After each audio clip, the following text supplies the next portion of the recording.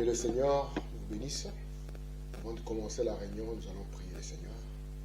Bien-aimé Seigneur Jésus, toi notre Père et notre Dieu, nous venons humblement devant de toi, Seigneur, de tout notre cœur. Nous te bénissons, Père, parce que tu nous accordes l'occasion de nous approcher encore de toi avec nos cœurs qui sont disposés à te recevoir.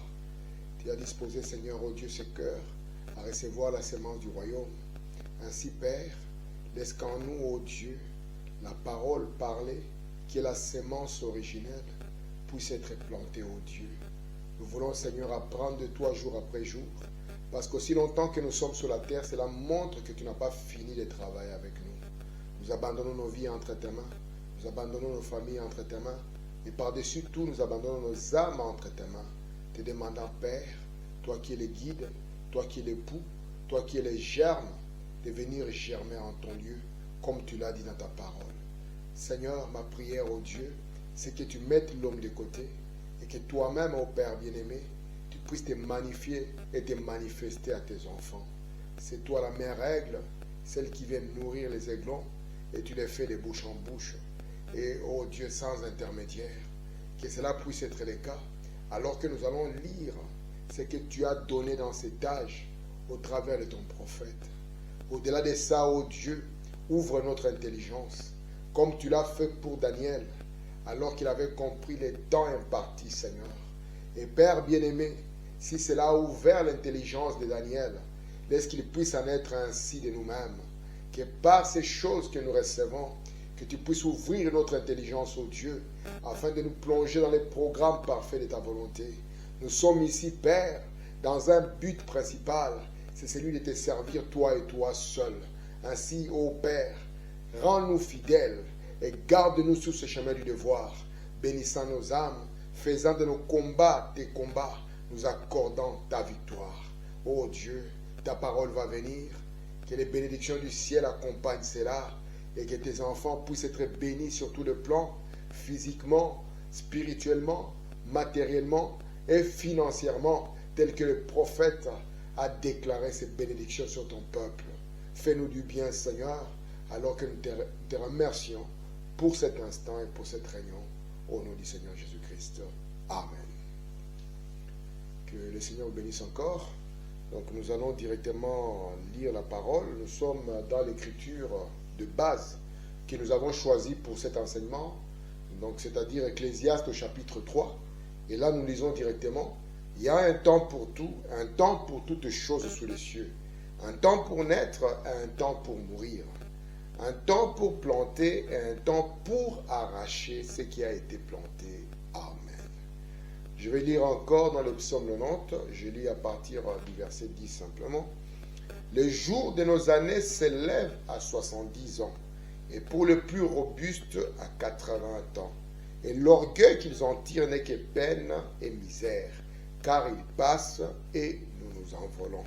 Je finis par Ecclésiaste 12, ce que nous avons lu le dimanche passé, les versets 14 et 15. Du reste, mon fils, tire instruction de ces choses. On ne finira pas. Si l'on voulait faire un grand nombre de livres, et beaucoup d'études est une fatigue pour le corps. Écoutons la fin du discours. Crains Dieu et observe ses commandements. C'est là ce que doit faire tout homme. Amen. Que Dieu ajoute des bénédictions à la lecture de la parole. Nous pouvons nous asseoir. Je vous salue encore une fois dans le nom du Seigneur. Et comme vous le savez, nous sommes vraiment arrivés à la fin de ce petit enseignement que nous avons apporté. Je ne cesserai de le dire que l'objectif qui m'a poussé, l'inspiration qui était derrière ceci, c'était juste de montrer que la vie d'un homme ne peut pas être comptée ni par la longueur, ni par les réalisations charnelles et humaines. Mais la vie d'un homme dépendra de ce qu'il a apporté dans sa relation avec Dieu et dans sa relation avec ses enfants. Frère Branham, la dernière fois, il nous a dit, lorsque mon temps sera arrivé pour que je parte, j'aimerais simplement qu'il soit retenu de moi, que j'ai voulu servir Dieu et servir son peuple. Et je pense que c'est exactement la voie que le Seigneur Jésus a ouverte. C'est cette voie-là qui a été ouverte par le Seigneur Jésus. Et c'est la même voie sur laquelle nous tous, nous voulons marcher. servir Dieu, comme nous l'avons dit, dans une relation verticale, et servir son peuple dans une relation horizontale, ne nous considérant même pas comme plus grands qu'eux, mais les portant avec amour, avec sacrifice, et faisant de notre mieux pour ne pas être une pierre d'achoppement sur le parcours de qui que ce soit. Ainsi, lorsque nous avons commencé à invoquer la vie d'un homme sur la terre, il nous était primordial, surtout particulièrement pour moi, de pouvoir vous montrer que nous sommes, vous voyez, limités dans l'espace et dans le temps. C'est ainsi que nous avons ouvert, je ne sais pas, je vais le dessiner comme je voulais, pas comme au début, mais je vais le faire comme une montagne.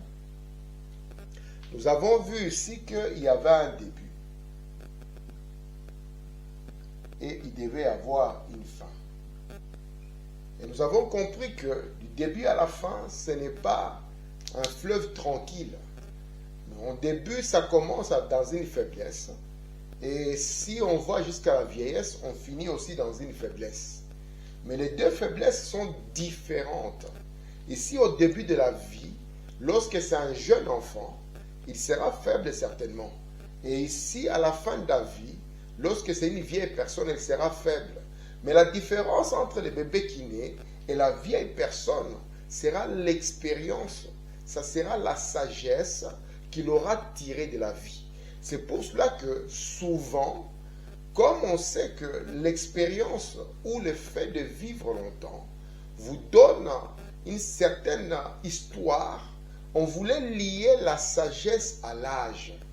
C'est pour cela que Job l'a dit plusieurs fois, même quand Elihu est venu, Elihu a rencontré des gens plus âgés que lui, mais qui n'avaient pas autant de sagesse que lui.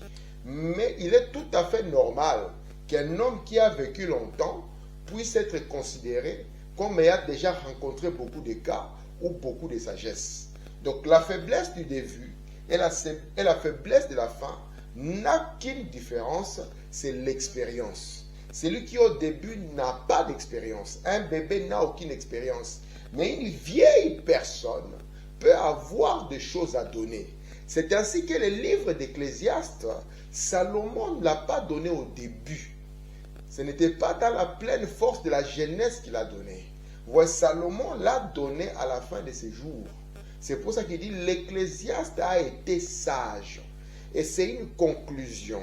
C'est pour ça qu'il montre ici, parlant à son fils, il dit, du reste mon fils, tire instruction de ces choses. Parce qu'on ne peut pas écrire tout cela, mais on va donner l'essentiel. Écoute la fin du discours.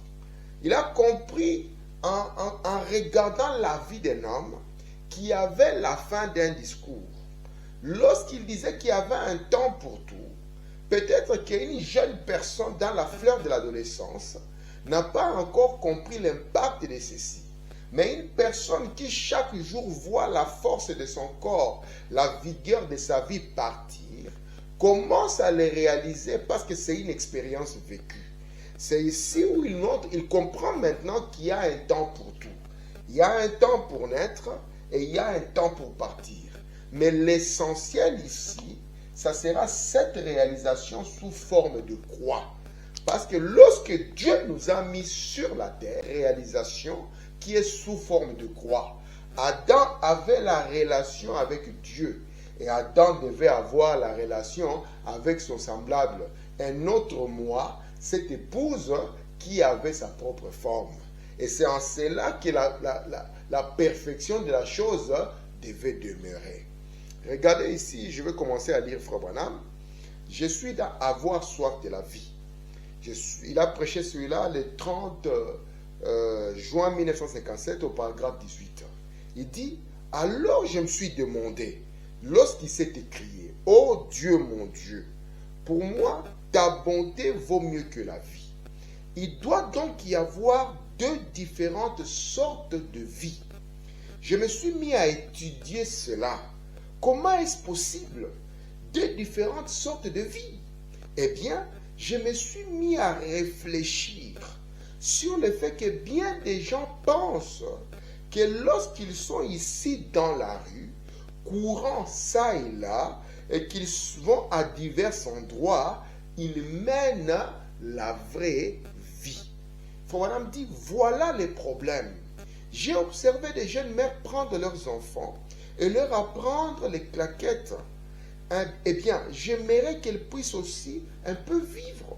J'ai vu les jeunes dames se déshabiller et n'avoir sur elles quel minimum que la loi accepte et sortir. Elle disait, je vis la vraie vie. Et cette femme ignore qu'elle est morte, quoique vivante. C'est ce que la Bible dit. Celle qui vit dans les plaisirs est morte, quoique vivante. Ainsi, cette chose que nous sommes en train d'appeler la vie a une double signification. Frère Branham dit, il y a une vie avec un V minuscule et il y a une vie avec un V majuscule. L'homme qui arrive à 70 ans et qu'il est quelque part par ici, lorsque nous avons divisé les 4 temps, vous verrez que cet homme-là, il voit que c'était comme hier lorsqu'il n'était qu'un enfant. Et tout l'orgueil qu'il peut tirer de ça, c'est pour ça que Salomon ici s'est écrié, vanité de vanité, tout est vanité. Pourquoi cela? Il dit parce que j'ai été roi à Jérusalem. Si vous prenez les chroniques, vous voyez la nourriture que Salomon mangeait par jour. Il a connu la vie de faste. Il a connu l'abondance. Il a connu des choses. Il a eu plein de femmes. Il a eu tout ce qu'un homme pouvait désirer. Et lorsqu'il avance dans la vie, parce que lui, il n'est même pas arrivé à 70 ans, lorsqu'il avance dans la vie, il va s'écrier alors, vanité de vanité, tout est vanité. Remarquez ici, dans le message La vie, Frère Branham l'a prêché le 2 juin 1957. Paragraphe 18, il dit, maintenant, cela nous donne donc matière à réflexion. Le mot vie doit avoir un sens composé en soi. Cela doit avoir plus d'une signification. La vie en soi signifie une existence. Voici pourquoi Frère Branham nous a dit que nous sommes limités dans le temps et dans l'espace. C'est ainsi que dans le programme de Dieu, il lui a donné 70 ans pour qu'il puisse passer d'une vie avec V minuscule à la vie avec V majuscule. Pour qu'il ne puisse pas simplement gaspiller son temps et ne pas comprendre le mouvement des choses. Frère Branham dit la vie en soi signifie une existence. Ainsi donc, si ta bonté vaut que la vie, alors que pourrait-il y avoir de meilleur? Parce que c'est Dieu seul qui a la vie éternelle. Dieu seul a la vie éternelle. Et si nous pouvons comprendre cela maintenant, ça sera facile pour nous de voir ces grands portraits que Dieu place devant nous. Il y a un tableau que Dieu place devant chaque être humain. Et c'est pour ça que ma prière était, non pas que nous puissions avoir la sagesse d'un homme de 0,25 ans. Lui, il est dans les affaires de cœur. Il cherche qui il va plaire. Il cherche comment il va, je ne sais pas moi, il va sembler plus beau et plus séducteur. Non pas à celui, la sagesse de 25-50 ans. Là, l'homme est dans ses réalisations. Là, l'homme a une carrière à prouver. Il a des ambitions qu'il veut réaliser. Il pense que c'est cela le but de Dieu sur la terre. Non pas encore dans l'homme qui va arriver de 50 à 75. C'est vrai qu'il commence à arrêter, mais là, il peut encore avoir un peu de force pour continuer. Mais lorsqu'il atteint cette période de 75 jusqu'à 100 ans, ouais, il a déjà compris beaucoup de choses de la vie. Peut-être qu'il s'est questionné toute l'énergie que j'ai donnée, toute la force que j'ai donnée entre 25 et 50 ans. Cela a servi à quoi? Ici, c'est un homme qui voit la fin arriver. Et Frère Branham me dit, ici, il est déjà assez stable. Il est déjà assez tranquille. Il peut maintenant voir le portrait que Dieu place devant lui. Frère Branham dit, un jour, tout ce qui ne vient pas de Dieu disparaîtra, périra et passera. Il commence à comprendre qu'il y a des choses qui passent. Et il commence à se poser la question. Donc, même moi, je risque de passer. C'est pour cela que les gens dans les temps anciens, n'ayant pas d'appareil photographique, ils ne voulaient pas que leur mémoire disparaisse. Ils ont fait des sculptures. Ils ont fait cela en marbre. Ils ont fait cela en bronze. Ils ont fait l'image de leur personne en différentes matières afin que leur souvenir demeure. Et Frère Branham me dit, il n'y a rien qui ait jamais commencé qui n'a pas de fin. Ecclésiaste 3, tout ce qui a un début a une fin. Or, au début, on ne les réalise pas tellement. Mais la sagesse de 75 à 100 ans, si cela nous est accordé, nous pourrons alors comprendre le portrait que Dieu place devant chaque personne, lui montrant que tout ce qui a un début, cela doit avoir une fin. Voici pourquoi David l'avait compris et s'était crié, ta bonté vaut mieux que la vie. Il faut me dire, qu'est-ce qui vaut mieux que la vie? Parce que David avait compris que dans le temps et dans l'espace, ce n'est pas la vraie vie. Ce n'est juste qu'un moment, un instant. Voici pourquoi il voulait ne pas être trouvé au milieu des pécheurs, ni au milieu des moqueurs, mais être près des courants d'eau afin de garder son feuillage toujours verdoyant et de produire les fruits de la saison. Il dit, mais ce qui n'a pas eu de commencement n'a pas de fin. Et le fait que nous soyons limités dans l'espace et dans le temps, c'est pour que là, les 70 ans, vous voyez, ces délais-là puissent être possibles pour nous, pour saisir ces passages du charnel au spirituel, du temporel à l'éternel, du temps à l'éternité. Voici maintenant ce qu'il continue à dire ici. Dans le message avoir soif de la vie, celui-ci, c'est celui du 4 mars 60. Je suis au paragraphe 54. Je suis au paragraphe 54. Laissez-moi d'abord revenir quelque chose. J'ai fait passer une citation que je voulais lire. Merci Seigneur. Je prends ici avoir soif de la vie, celui du 28 juillet 1957. La vie a plusieurs significations différentes. Parfois, cette vie que les gens appellent la vie, ce n'est pas vraiment la vie. C'est une vie pervertie. Parce qu'il n'y a en réalité qu'une seule vie, et c'est la vie éternelle. Il n'y a qu'une seule vie éternelle, et cela vient de Dieu. Or, ce qui n'est pas d'éternel, ce qui est éternel n'a pas de fin. Et ça n'a pas de commencement non plus. Et maintenant, tout ce qui est en dehors de cela, c'est quelque chose de perverti. Donc, tout ce qui est en dehors de l'éternité, c'est quelque chose de perverti. Voici pourquoi nous avons prêché sur cette partie qui n'est pas parfaite et qui concerne l'éternité. Merci, l'imperfection de l'éternité. Regardez ici, après, je prends ici dans Avoir soif de la vie, du 4 mars 60, paragraphe 54. J'ai examiné cela, me demandant ce qui peut bien valoir mieux que la vie. Si nous devrons faire un voyage ce soir et monter là au ciel, et que j'ai rencontré le Père Abraham, et le Père Abraham, son expérience est ici. Dieu lui promet un fils à 75 ans. Vous voyez, à 75 ans. Parce qu'il était dans un âge où il pouvait être assez tranquille. Et notre Père Abraham reçoit sa promesse à 100 ans. Ici, il était déjà assez sage. Ici, il était déjà assez stable. Ici, il savait déjà ce qu'il faisait. Il pouvait prendre Dieu au mot et rester avec lui parce que Dieu lui a promis la vie. Non pas simplement la vie pour le fils qu'il venait, mais il lui a promis la vie même pour son corps.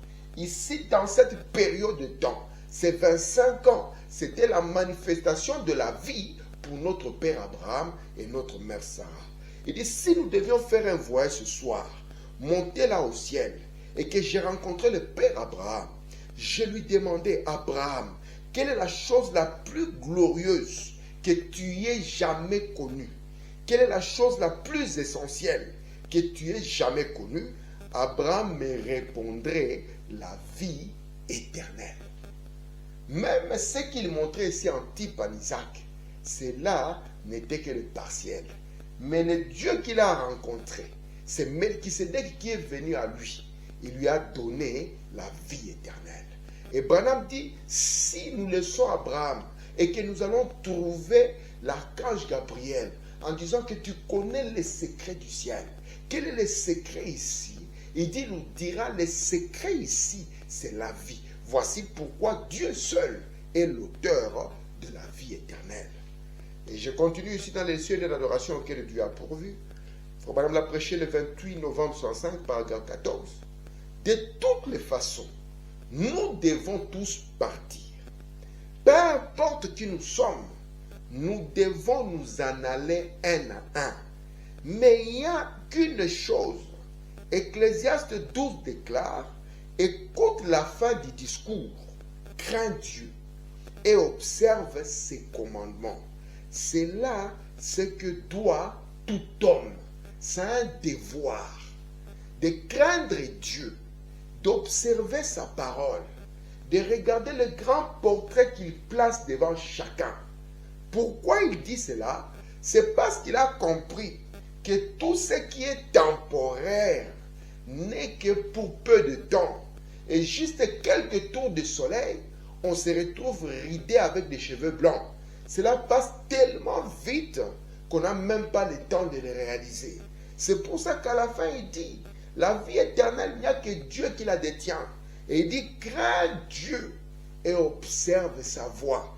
Parce que tu viens sur la terre non pas pour tes projets. Tu viens sur la terre premièrement pour son programme. Premièrement pour ses projets à lui. Parce qu'il t'a créé et il a pour toi des projets de bonheur et de paix. Je prends ici dans le respect, prêché le 15 octobre 1961, Frère Branham dit ceci, il dit cela au paragraphe 47. La conclusion de tout ce qui a été dit, c'est de craindre Dieu. Quand vous ne pouvez pas avoir du respect, tant que vous n'avez pas de la crainte, vous devez avoir la crainte de Dieu. Salomon dans les Proverbes a dit aussi que la crainte de Dieu est le commencement de la sagesse. La crainte de Dieu est le commencement de la sagesse. Donc, la sagesse qu'une vieille personne dans cette zone devait avoir, ouais, on écrit sagesse ici. Ouais. On nous montre ici qu'une personne normale de cet âge devait avoir la sagesse. Et ici, Salomon qui nous montre la fin du discours, il nous demande de craindre Dieu. Pourquoi de craindre Dieu? Parce qu'il est celui qui donne la vie et qui la retire. Il est celui qui limite le jour de l'homme sur la terre. Et il montre ici maintenant que c'est cette crainte qui montre qu'on a la sagesse. Vous voyez? Un homme qui est sage, il marche en craignant Dieu. Parce qu'il comprend qu'ici sur la terre, tout ce qui a un commencement aura une fin. Et c'est là où le début d'un homme sage commence. Voici pourquoi les cris de mon cœur demeurent, que cette partie où l'homme voit son état se fragiliser, où il voit ses appuis défaillir, où il voit sa force partir, soit pour nous une sagesse qui nous est donnée même dans ce cycle pour comprendre combien nous marchons sur des fils qui sont fragiles. Frère Branham dit ici, dans l'adoption, prêché le 22 mai 1960 au paragraphe 41. Oh, Jésus formait 12 hommes pour que ces 12 hommes-là puissent porter l'évangile au monde. Et il a dit, je me sanctifie moi-même pour eux. Sanctifiez-vous pour votre voisin, pour quelqu'un d'autre.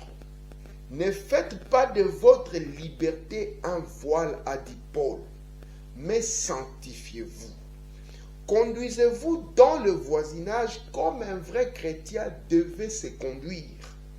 Dans vos rapports, si vous rencontrez votre ennemi, sanctifiez-vous pour lui.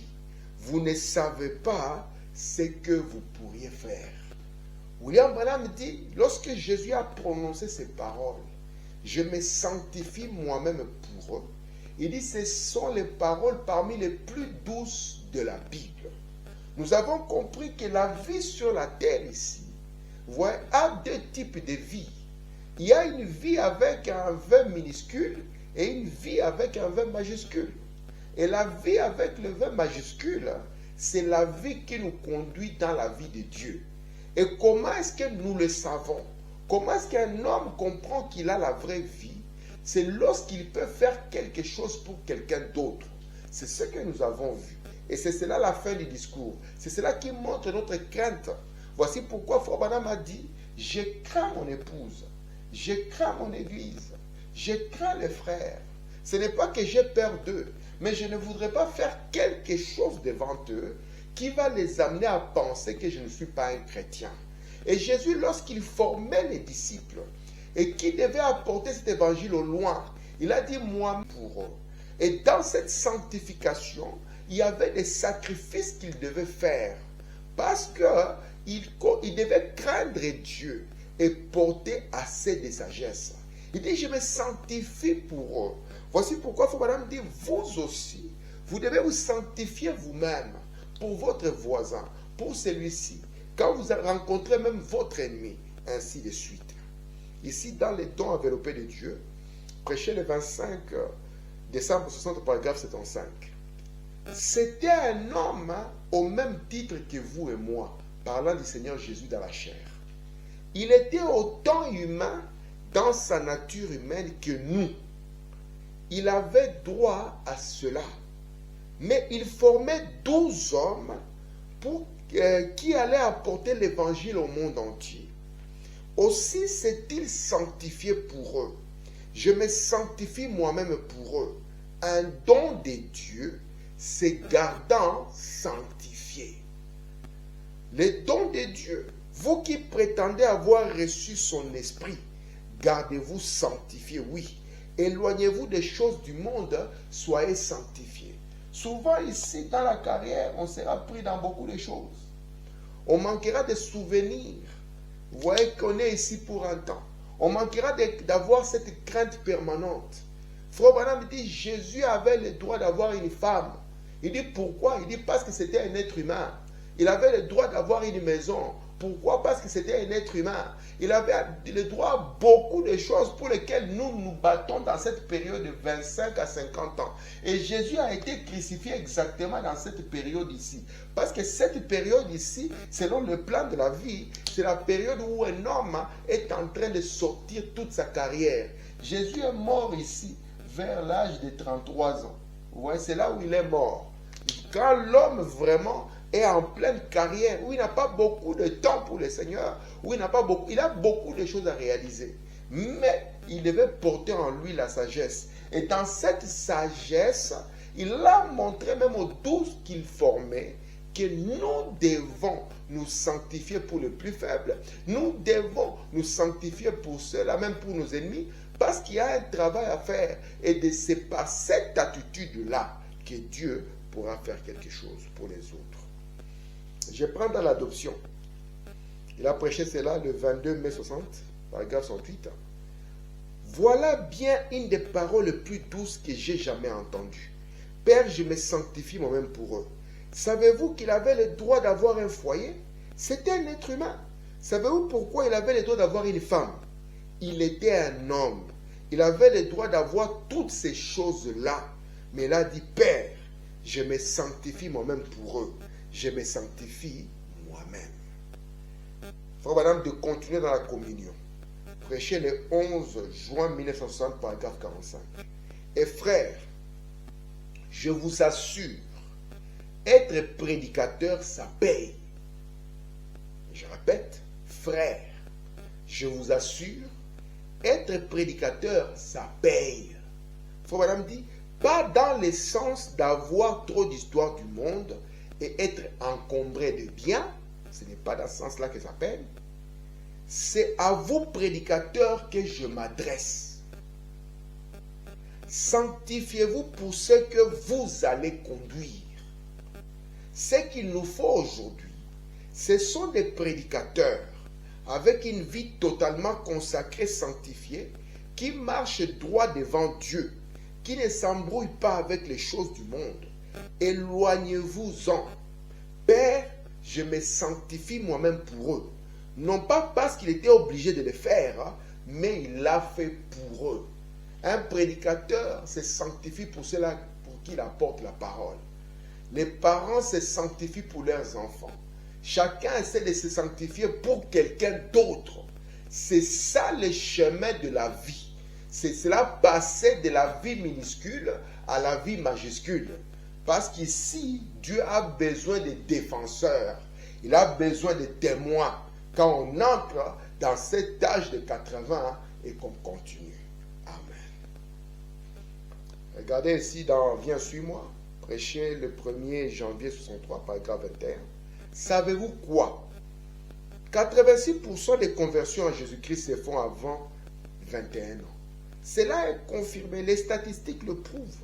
86% de ceux qui viennent à Christ viennent avant 21 ans.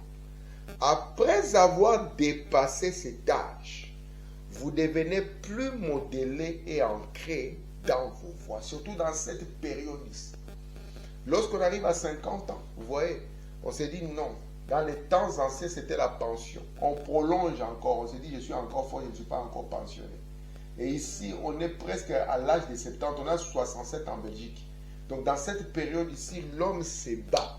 Il veut réaliser des choses. Il veut arriver à quelque chose pour qu'on puisse dire que vous voyez, cet homme a réalisé des choses. Il a laissé des traces. Frère Branham me dit, après avoir dépassé de cet âge, vous devenez plus modéré ou ancré dans vos voies. Oh, bien sûr que c'est possible. Ils viennent à 70, 80 ans. Mais cela est très rare. Donc lorsque nous tombons dans cette période de 70-80, nous trouvons que déjà que c'est rare que beaucoup de gens arrivent à cet âge. Et maintenant, il y en a très peu qui arrivent à cet âge. Voici pourquoi ils arrivent. Mais ils sont rares. Mais nous ne voulons pas que le diable couronne notre vie, mais que par la grâce de Dieu, que Dieu couronne notre vie. Comme cette sœur qui était venue à l'église dans cette période, elle a juste donné sa vie à Christ, elle est rentrée dormir et Dieu l'a pris à elle. Amen. Regardez ce qu'il faut madame dans le respect, prêché le 15 octobre 1961, paragraphe 36. Garde-moi sur les sentiers, Seigneur. Garde-moi au centre de ta volonté. Jeunes ou vieux, nous ne connaissons pas votre âge. Vous pouvez avoir 80 ans. Si vous vivez jusqu'au matin, vous survivrez à beaucoup de jeunes gens, de jeunes filles de 16 ans. Il y aura beaucoup de jeunes gens de 16 ans qui vont rencontrer Dieu avant le lever du jour demain matin. C'est vrai, l'âge n'a rien à voir. Mais la question demeure celle-ci. Es-tu prêt à les rencontrer? C'est la chose principale. Et quand est-ce que tu es prêt? C'est parce que tu sais que ta vie est une vie de sacrifice, est une vie d'abnégation, c'est une vie d'abandon. Vous voyez, Père, je me sanctifie moi-même pour les autres. Dans l'expectative qu'il faut vraiment prêcher ici dans du 10 août 50, paragraphe 21, remarquez cet homme dont nous parlons s'appelait Siméon. Les théologiens croient généralement qu'il avait environ 80 ans. C'était un homme de foi avancé en âge, un noble docteur d'Israël, jouissant d'une meilleure réputation. Il a vécu à l'époque qui a juste précédé la venue de Jésus. Il était un homme pieux. Écoutez, frère madame, Dieu n'a jamais manqué de témoignages. Abraham, notre père, dans cette zone ici, c'est un témoin, un défenseur de la foi. Frère Branham dit, si vous vous dites sémence d'Abraham, regardez son témoignage. Regardez comment il a défendu la parole. Il a défendu les promesses de Dieu. Il a défendu la fidélité de Dieu. Dieu doit avoir un témoin. Il va avoir un témoin sage. Il va avoir un témoin qui a la crainte. Un témoin qui est capable de se sanctifier. Dieu n'a jamais manqué de témoins. Il y a toujours eu quelque part quelqu'un sur qui Dieu pouvait mettre la main et dire, voici mon serviteur.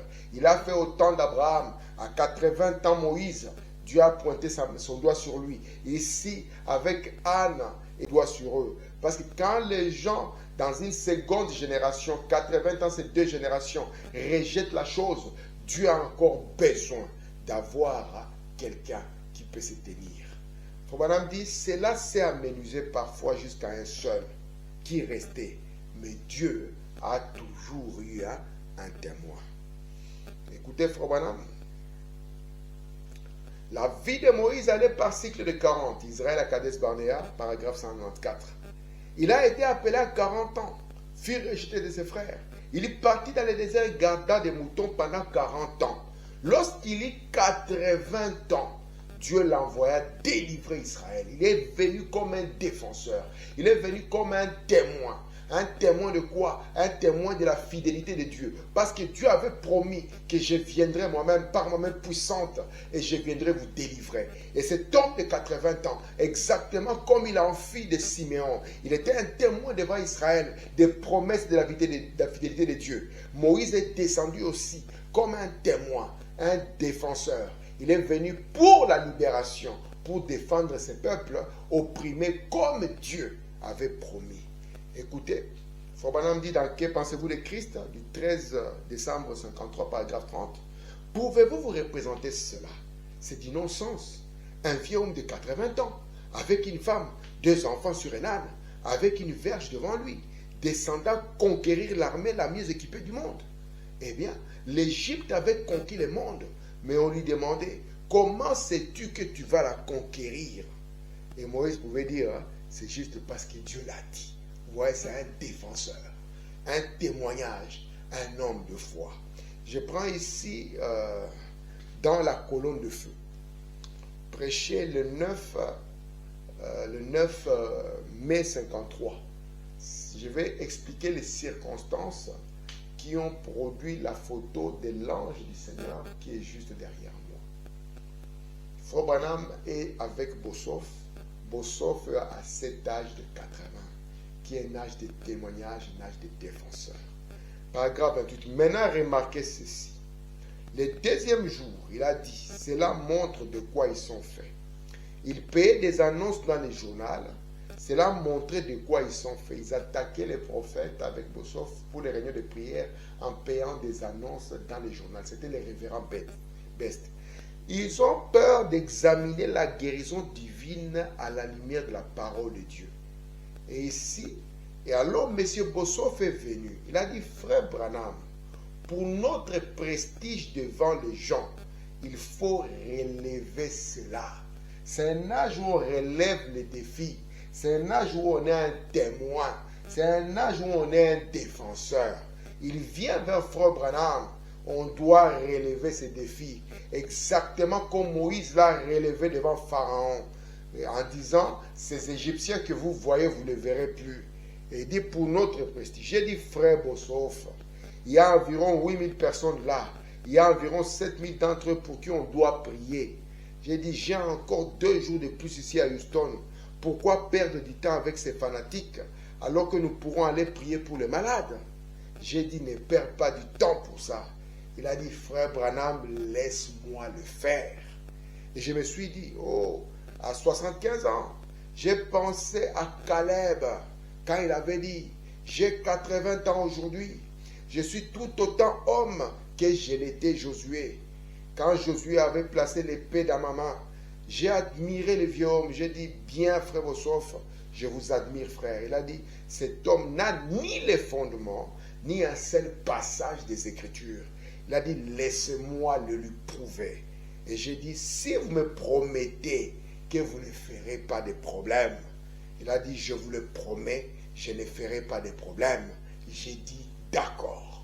Et c'est par cette défense-là que la grâce de Dieu a pris le prophète l'a amené et la photo que nous avons a été prise. Les témoignages divins. Amen. C'est pour ça que vous voyez même les psalmistes chanter que j'aimerais qu'il puisse y avoir un témoignage divin sur ma vie lorsqu'on arrive en fin de parcours. Regardez ici, dans un homme appelé de Dieu, Frère Branham a prêché cela le 5 octobre 58, paragraphe 91. Lorsqu'ils sont arrivés sur l'autre rive, il est en train de parler ici d'Élie et d'Élisée. Il y avait un cheval et un char attaché à chaque buisson. Le roi des rois avait envoyé une escorte pour faire monter Élie à la maison. C'était fini pour lui. Il avait eu assez. Après 80 ans, et vous savez qu'Élie était resté le seul. Il était le défenseur d'Israël. Et il était le témoin, alléluia, devant tout Israël. C'est pour ça qu'il s'est tenu devant Israël, en disant qu'en ces jours, on puisse savoir que c'est toi, Éternel, qui ramène leur cœur. Et remarquez, quelques controverses de ces gens-là, ils devaient endurer la faim, les disputes, tout le reste. Il était prêt à la maison. Il a tourné les regards vers Élisée. Et la double portion est descendue sur Élisée. Écoutez, dans les sceaux de Pâques, prêché le 10 avril 105, paragraphe 149, il avait un successeur. Et ce dernier s'appelait Élisée. Élisée avait une double portion de cette puissance de résurrection. Il en avait une double portion.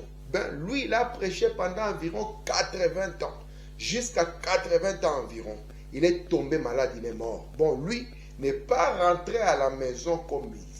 Vous voyez, toujours dans cette période de 80 ans, qui est la fin d'une vie, ils n'ont pas lâché l'affaire. Vous voyez, ils n'ont pas abandonné le Seigneur. Ils sont restés fidèles. Fidèles comment? Parce qu'ils devaient défendre la cause de Christ et être un témoignage. Je prends ici, ce sont des exemples de gens simplement dans cette période de temps, dans un guide qui a été prêché le 14 octobre 62, paragraphe 40. Regardez Nicodème. Il avait besoin d'un guide. Pourtant, c'était un homme intelligent, un docteur d'environ 80 ans. C'est pour ça que vous allez voir après Nicodème être là et essayer de défendre le Seigneur. Oh, il dit, nous savons que tu ne peux pas accomplir ceci si Dieu n'est pas avec toi. Nous savons que tu es un docteur dans la parole. Et Jésus devait le guider pour lui montrer comment passer de la vie minuscule à la vie majuscule. Même quand on pouvait le prendre, Nicodème, lui qui siégeait au niveau du Sanhédrin, il devait essayer toujours de le défendre. Parce que c'est l'âge où on défend la parole et on est témoin de ce que Dieu a accompli dans sa fidélité. Écoutez ce que Frère Branham me dit. Je suis en train d'atterrir. Il dit ceci. Dans Hébreux chapitre 4, du 1er septembre 1957, paragraphe 226. C'est ce que j'ai dit.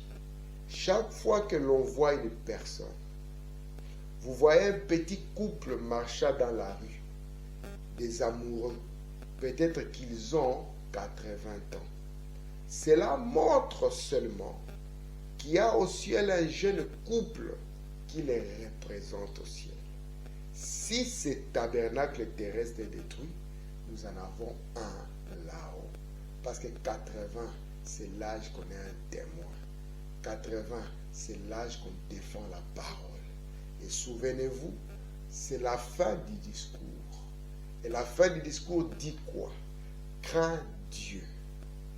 Parce que pourquoi craindre Dieu? Parce que tout ce qui est confiné dans le temps passera. Crains Dieu. Il est l'auteur de la vie. Et toi, observe ses commandements. Mets-les en pratique. Et Salomon dit cela à son fils. Il lui dit, instruis-toi par ces choses. Il y a eu des hommes sur la terre. Et à la fin de leur vie, Charlie Chaplin qui a fait rire le monde entier, il était triste dans sa vieillesse de voir que plus personne ne le reconnaissait. Mais le cantique dit, même quand la force quittera notre corps, il ira avec nous jusqu'au bout. Ainsi, crains Dieu, c'est ce que doit faire tout homme. Que le Seigneur Jésus-Christ vous bénisse. Et par la grâce de Dieu, dimanche, nous allons finir par la grâce du Jourdain. Que Dieu soit avec nous tous. Shalom.